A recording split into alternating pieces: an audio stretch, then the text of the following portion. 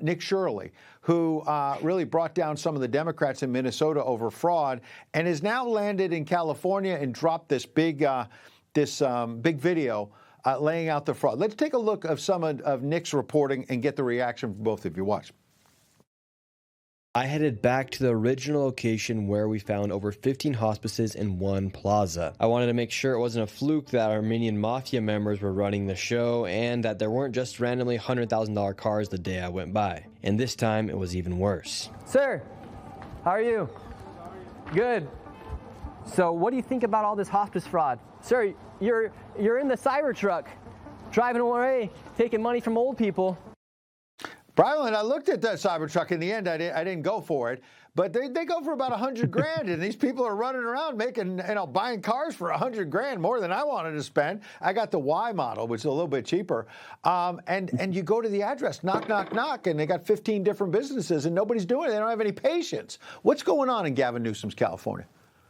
Yeah, there's a lot of questions about this guy that can't even run his own state, but expects us to elect him to run the United States in a few years. I mean, if Gavin Newsom spent half as much time as he does running his own state, as he does trolling kids online, maybe he wouldn't be the homeless capital of the world. Maybe his state's debt wouldn't be rivaling our national debt. But he can't do that. He can't answer these questions because there are no answers to these questions. They will absolutely derail his chances of 2028 because it is the fraud capital of the world. He's rivaling Minneapolis with everything that's being uncovered. And here's the thing that we all should be paying attention to. It took a kid, Nick Shirley, with an iPhone to expose stuff like this. Not a three-letter news agency, not a three-letter government agency that's allegedly run by Republicans. It took a kid with an iPhone taking down not only the governor of Minnesota, but now the governor of California. So our hats should be tipped to Nick Shirley for his work here.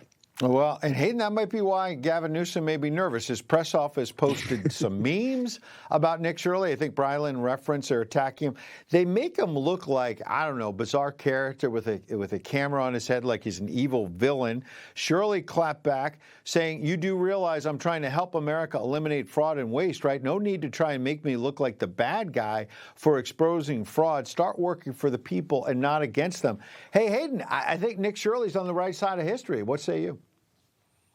Well, first, I actually think that meme was kind of funny. And if I was Nick, I would be proud of the fact that the governor of California, instead of doing the business of the people of California, is off in some dark corner giggling to himself over some AI meme that he made for Nick Shirley.